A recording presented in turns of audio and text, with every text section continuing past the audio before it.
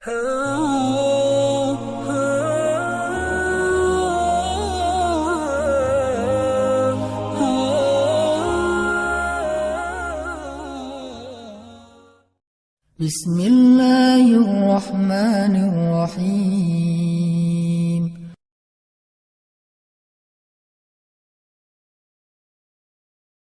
Teman-teman yang dirahmati Allah Subhanahu wa taala, malam ini kita akan coba belajar mengevaluasi diri kita ketika kita dapat masalah. Karena ketika orang diberikan ujian oleh Allah Subhanahu wa taala itu, maka manusia itu ada dua tipe. Ada manusia yang berkeluh kesah dengan ujian, ada manusia yang bersabar atas ujian. Dan orang yang bersabar ini juga bermacam-macam bentuknya. Ada yang sabar dengan pasrah, ada yang sabar justru dengan memperbaiki diri. Dia bersabar sambil memperbaiki dirinya. Karena dia sadar tidak ada masalah yang menimpanya kecuali ada yang salah dalam dirinya. Tidak ada musibah yang menimpa dia kecuali ada sesuatu yang dia lakukan yang mungkin bukan kebaikan, yang mungkin dosa. Sehingga selain bersabar, sembari bersabar dia mencoba untuk mengevaluasi, memperbaiki diri. Dan ini adalah model orang yang sabar yang paling baik. Sedangkan yang mengeluh juga macam-macam. Ada yang mengeluhkan masalah, ada yang mencari kambing hitam, menyalahkan temannya. Kayak misalnya dia gak lulus satu mata kuliah atau nilainya jelek, dia nyalahin teman kos-kosannya gara-gara teman kos-kosannya ngajak dia main terus misalnya. Padahal itu kan pilihan ya, dia bisa menerima, bisa menolak. Bisa nyalahin mantannya, ini gara-gara saya diputusin, saya nilainya jadi jelek. Ya salah juga sih. Nah ini kan bentuk-bentuk keluhan nih. Ada yang menyalahkan, sampai tingkat keluhan yang paling parah itu menyalahkan takdir, menyalahkan Allah. Ya Allah kenapa saya, apa maunya engkau, dan seterusnya dan seterusnya.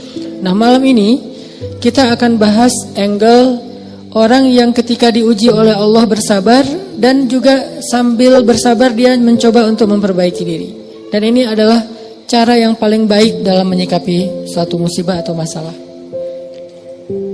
Cara yang paling elegan dan cara yang paling bijak, cara yang paling disukai Allah ketika kita mendapatkan masalah itu justru kita mencari tahu apa salah kita.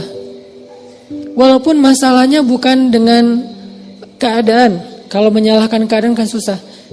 Masalahnya kadang dengan orang lain. Orang mencela kita, orang berkata-kata tidak baik kepada kita. Ya memang salah dia, tapi tidak akan menimpa ucapan itu kepada kita kecuali memang ada sesuatu yang terjadi dalam diri kita. Ada sesuatu dosa yang pernah kita lakukan. Nah ini namanya belajar bersabar sambil mengevaluasi diri. Bahasa fikihnya muhasabah diri. Menghitung-hitung apa kesalahan dalam diri kita. Nah, kita akan bahas tentang ini, gimana caranya kita menghadapi masalah, menghadapi satu musibah, menghadapi satu kejadian yang tidak enak dengan sabar, tapi nggak sekedar pasif, nggak sekedar mengatakan innalillah wa inna ilaihi rajiun, nggak hanya sekedar mengatakan hasbiyallah wa ni'mal wakil, nggak hanya sekedar merasa ini adalah cara Allah untuk menaikkan derajat saya. Kadang kalau hanya kegeeran kayak gini nih, kita jadi nggak pernah menjadi lebih baik. Kan ada orang ketika diuji oleh Allah, boleh sih merasa bahwa ini cara Allah menaikkan derajat saya. Tapi kalau hanya kayak gini doang, rasa-rasanya kita terlalu kegeeran. Dan kalau terlalu kegeeran, kita nggak punya dorongan untuk memperbaiki diri. Kalau saya lebih suka angle-nya, kalau orang lain yang kena musibah, kita bilang itu untuk mengangkat derajat dia. Kalau kita yang kena musibah, kita bilang ini karena dosa-dosa saya. Angle kayak gitu tuh lebih enak, lebih produktif. Daripada dibalik, giliran kita yang kena musibah kita bilang emang Allah tuh yang pengen ngangkat derajat saya makanya dikasih musibah. Agak GR ya. Giliran orang lain kena musibah, lo sih banyak dosa. Nah ini nih, sering ada judgement kalau orang lain. Coba dibalik, judgementnya ke diri sendiri, ke orang lain tuh husnuzon. Ini lebih enak nih. Makanya hadis-hadis penyebab terjadinya musibah itu kan banyak. Coba kita pilih beberapa hadis. Satu kita berikan untuk menilai orang lain, yang lain kita ambil untuk menilai diri kita. Nah ini beda nih standarnya. Kayak tadi, kalau orang lain yang kena musibah, kita husnuzon, Allah lagi pengen dekat sama dia. Kita husnuzon, Allah pengen menggugurkan dosa-dosa dia.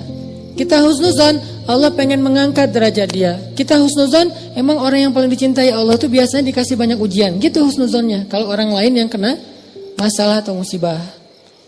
Jangan, tuh kan, saya bilang juga apa, itu gara-gara dia dulu zalim sama saya, sekarang dibalas sama Allah. Jangan gitu. Jangan kegeeran bahwa itu kayak karma ya, gara-gara dia pernah nyakitin kita, sekarang dibalas sama Allah. Belum tentu juga kayak gitu.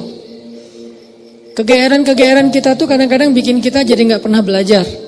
Merasa udah baik, walaupun dalam kondisi yang paling sulit juga merasa udah baik. Begitu dikasih musibah, wah Allah kangen sama saya nih. Harusnya ke orang lain kayak gitu tuh. Begitu dikasih musibah, wah Allah pengen menghapus dosa-dosa saya. Bagus, gak salah. Cuman kalau keseringan, ini namanya GR. Gak tahu proporsional gak kalau kayak gini terus. Harusnya jangan hanya ini, diutuhkan juga dengan satu angle lain, yaitu angle, oh saya ada salah, oh saya ada dosa, oh saya ada yang keliru. Makanya datang musibah itu tidak akan terjadi musibah kepada saya kecuali karena kesalahan saya sendiri. Kan hadis qudsiynya kayak gitu. Hadis qudsi kalimat salah satu dari kalimat hadis qudsi yang panjang. Hadisnya tuh panjang banget, 1 halaman. Salah satu kalimatnya tuh Allah bilang, hadis qudsi itu kan Allah yang ngomong ya. Cuman captionnya dari Nabi. Gagasannya dari Allah, captionnya dari Nabi. Kalau Quran, gagasan dan captionnya dari Allah. Kalau hadis, gagasan dan captionnya itu dari Nabi. Nah Allah bilang, kalau kalian dapat masalah, kalau kalian dapat nikmat, janganlah kalian memuji kecuali aku. Kalau kalian mendapatkan musibah, janganlah kalian menyalahkan kecuali diri kalian sendiri. Jadi kalau kita dapat nikmat, jangan muji diri. Gua emang ya gini lah. Kita sering kalau ke diri itu yang enak-enak aja diambil. Kalau misalnya orang lain, itu mah kebetulan doang misalnya. Kalau giliran kita, ya ini memang saya memang kayak gini orangnya, bukan sombong ya gitu. Nah ini artinya kita terlalu sering kegeeran. Kalau kita dapat nikmat, yang dipuji adalah Allah. Makanya kalimat kalimat yang paling Allah suka itu Alhamdulillah. Itu kalimat yang paling Allah suka. Kita memuji Allah kalau kita dapat nikmat. Kita bilang, hadza min fadli rabbi. Ini anugerah dari Allah, ini hadiah dari Allah, ini kebaikan dari Allah, ini karena Allah ngasih, dan seterusnya dan seterusnya. Jadi yang dipuji itu Allah. Wa amma bi ni'mati rabbika fahaddits, itu membicarakan nikmat Allah. Bukan membicarakan kehebatan diri kita. Tapi kalau diberikan musibah, jangan kita menyalahkan siapapun kecuali diri kita sendiri. Nah, ini salah satu angle yang dibangun lewat hadis qudsi. Walaupun kadang bisa kita secara realistis melihat kesalahan orang lain, untuk apa? Bukan untuk mengkambing hitamkan dia. Kalau emang dia salah, bukan untuk mengkambing hitamkan. Untuk apa? Untuk menghindar, untuk waspada, jangan sampai kita jadi korban dia lagi untuk kesekian kalinya. Kayak ada orang yang zalim, gara-gara kezaliman dia akhirnya kita kena batunya nih. Ada orang yang dalam satu tim misalnya gak jujur, akhirnya kita kehilangan satu proyek, satu usaha kita tuh bangkrut gara-gara dia gak jujur. Memang dia yang salah. Salah satu yang salah itu adalah dia.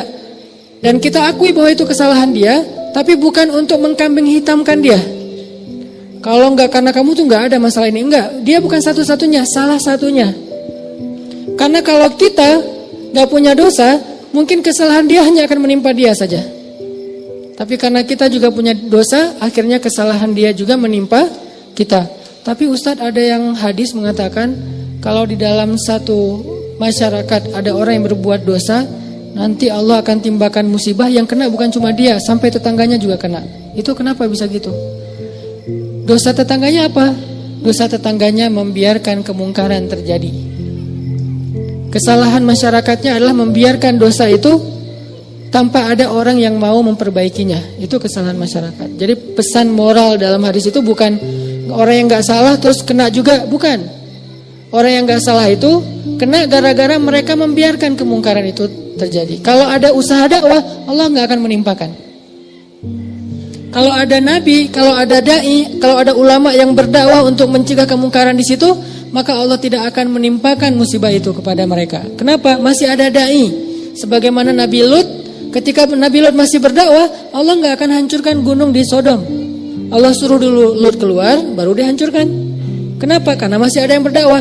Kalau Nabi Lut tidak berdakwah, walaupun di dalam negeri itu ada orang soleh hidup sendiri dan tidak mau berdakwah, maka Allah akan menimpakan musibah dan mengenai orang soleh. Kenapa orang soleh kok kena padahal dia gak berdosa? Dosa dia adalah membiarkan kemungkaran. Dosa dia adalah membiarkan kebatilan, tidak berbuat apa-apa. Jadi kita bersyukur juga ada ulama-ulama yang bersuara untuk kemungkaran. Itu salah satu alasan mungkin Allah masih menahan musibah atas negeri kita. Kalau mereka tidak menyuarakan kebenaran dan mencegah kemungkaran, mungkin dari dulu kita udah kena musibah-musibah yang besar. Kalaupun ada musibah-musibah kecil, ini mungkin lebih kepada hikmah yang lain, bukan hikmah karena Allah pengen mengazab bangsa Indonesia.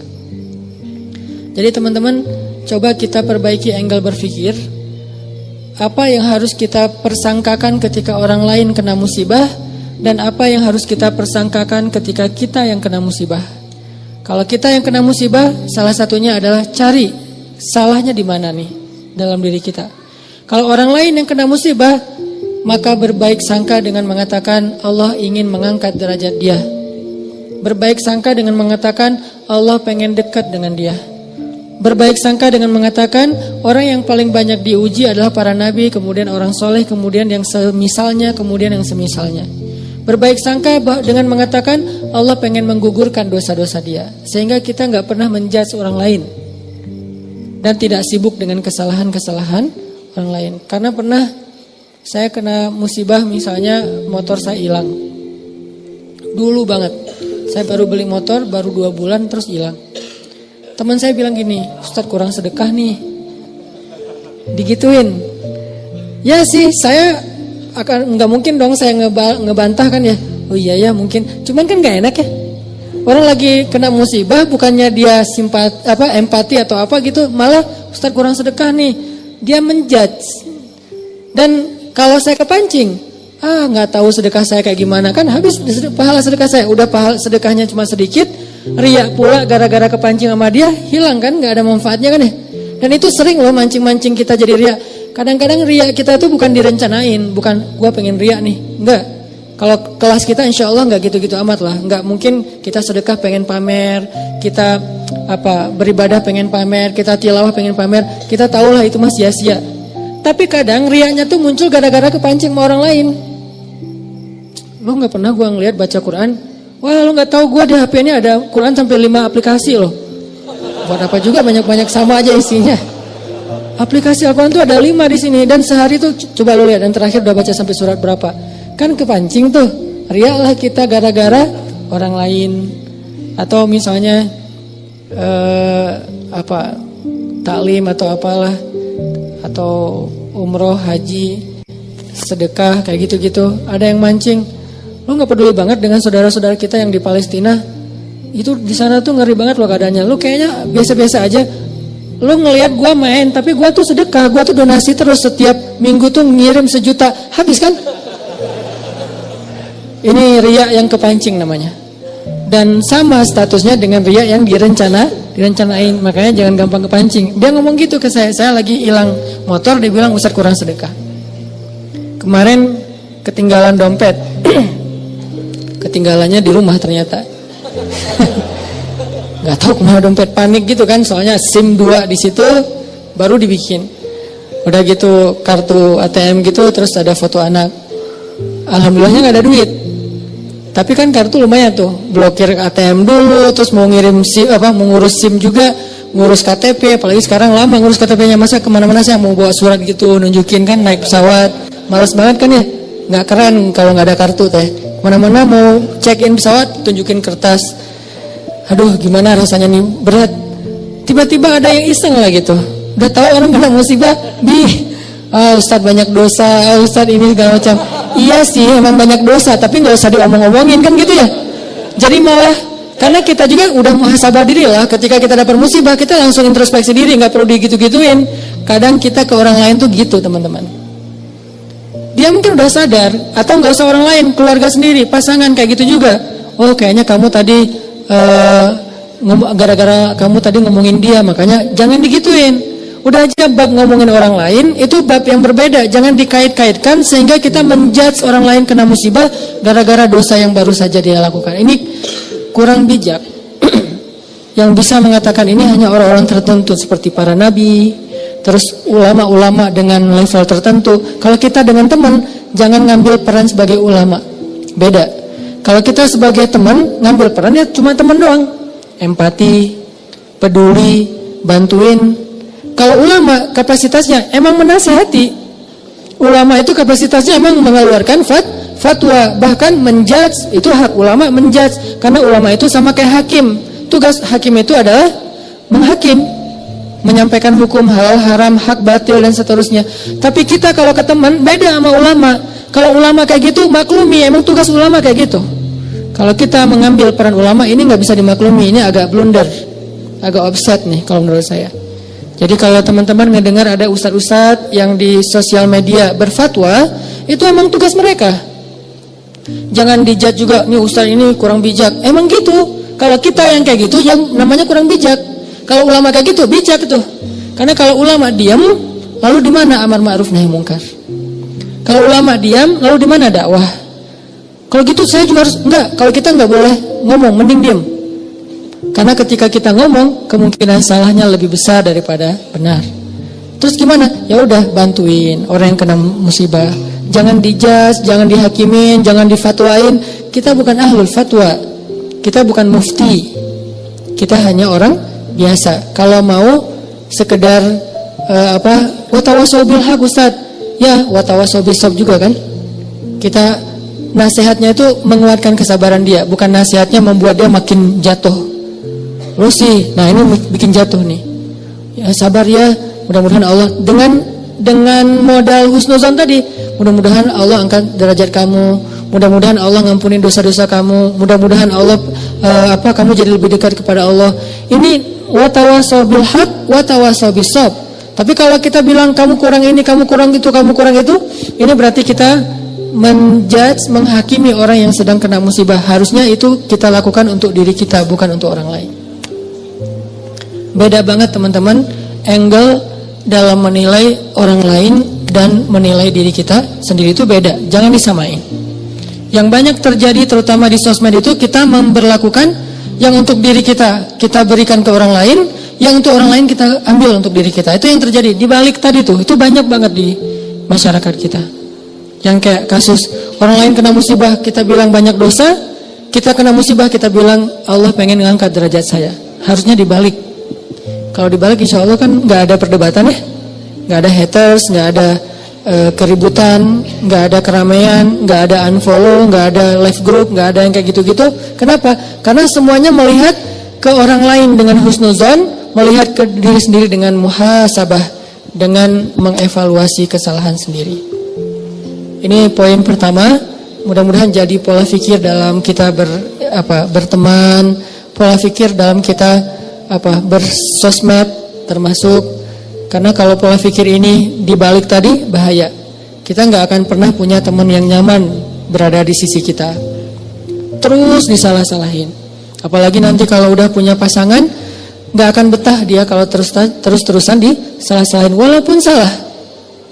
Kadang dia salah tapi nggak usah disalah-salahin, cukup dibantu. Nanti dalam momen-momen yang lebih normal, lebih enak, baru dikasih tahu. Tapi kalau misalnya dia lagi ada masalah, disebutin lagi kesalahannya, secara manusiawi dia pasti akan ilfil. Alih-alih dia nerima nasihat kita malah menjauh, malah jadi masalah baru. Ini angle berpikir. Terus yang kedua, kita coba lihat bagaimana cara para ulama menyikapi atau merespon masalah. Gimana orang soleh dulu ngerespon satu musibah. Orang soleh dulu, kalau mereka dapat musibah, mereka selalu memeriksa pertama hubungan mereka dengan Allah. Itu yang pertama diperiksa. Karena nggak mungkin ada musibah kecuali karena ada masalah antara kita dengan Allah. Kalau hubungan kita dengan Allah itu, hidup kita tuh bakalan mudah banget teman-teman. Tapi begitu ada kerenggangan antara kita dengan Allah, ada gap antara kita dengan Allah, ada kayak kerusakan hubungan kita dengan Allah, pasti jadinya tuh musibah, pasti jadinya tuh masalah.